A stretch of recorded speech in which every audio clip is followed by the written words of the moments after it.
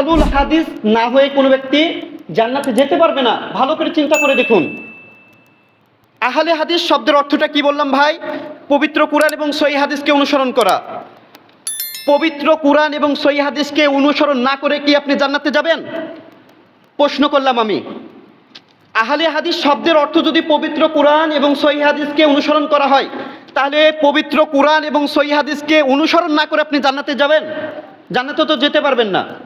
দলিল কথায় রাসূলুল্লাহ সাল্লাল্লাহু আলাইহি সাল্লাম বিদায় হজের ভাষণে তিনি অনেক বিষয়ে কথা বলেছিলেন। মুয়াত্তা মালিক 1594 নম্বর হাদিস, রাসূল সাল্লাল্লাহু আলাইহি সাল্লাম বলছেন যে তারাকতু ফিকুম আমরাইন, দুটো জিনিস আমি তোমাদের মাঝে রেখে গেলাম, লাং তাদিল্লু, কখনোই তোমরা পথভ্রষ্ট হবে না।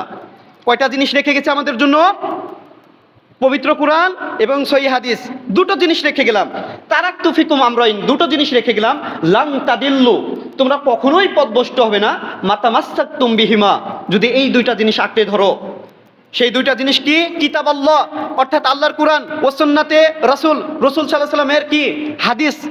তাহলে আহলে হাদিস মানে যদি পবিত্র কুরআন এবং সহিহ হাদিসের অনুসরণ বোঝায়, তাহলে রাসূল সাল্লাল্লাহু আলাইহি সাল্লাম বললেন দুইটা জিনিস তোমরা যদি আঁকড়ে ধরো তাহলে কখনো পথভ্রষ্ট হবে না। তাহলে সম্মানিত উপস্থিতি, তাহলে পবিত্র কুরআন এবং সহিহ হাদিস না অনুসরণ করে আমরা কেউ জান্নাতে যেতে পারবো না। এই অর্থে মূলত কেউ আহলুল হাদিস না হয়ে জান্নাতে যেতে পারবে না।